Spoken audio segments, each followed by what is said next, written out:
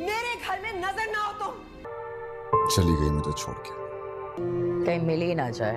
تیل دیکھو اور اس کی دھار. یہ کیا بکواس کر کے گئی اور آپ چپ کیوں ہیں؟ یہی چاہتے تھے نا آپ. تیری جان نکال دوں گی. تو کیا کہنا چاہ رہی ہے؟ تمہیں مجھ سے بات کرنی چاہیے تھی نہ کہ تم نے پولیس میں پکڑوا دیا اس کو. گھر میں نا تو کوڑی کی بھی عزت نہیں ہے. ناظرین، ترک وفا کے آنے والے ایپیسوڈ میں آپ دیکھیں گے کہ اب جلدی انیلا کے خوشی کے دن آنے والے ہیں، مگر جن خوشیوں کا انتظار انیلا کر رہی تھی اسے کسی طرح کی بھی خوشی نصیب ہونے والی نہیں ہے.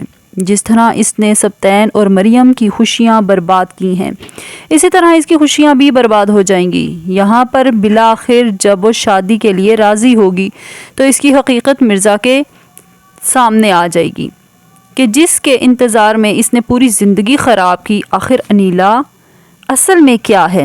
اس نے کتنا انتظار کیا انیلا سے شادی کرنے کے لیے.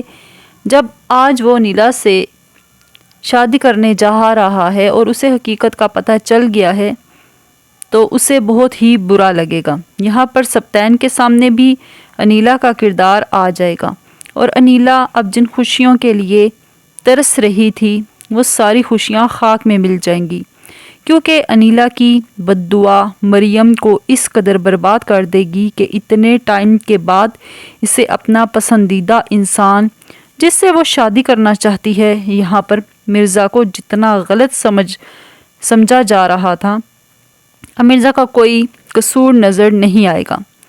یہاں پر انیلا کی حقیقت سامنے آتے ہی سبتین مرزا سے شرمندہ ہوگا. جب انہیں پتہ چل جائے گا کہ جہان بوجھ کر انہوں نے انیلا کی زندگی برباد کی ہے، اور جب سبتین اور مریم کے بچے کے بارے میں معلوم پڑے گا، مریم کے بچے کو ضائع کرنے میں انیلا کا ہی ہاتھ ہے.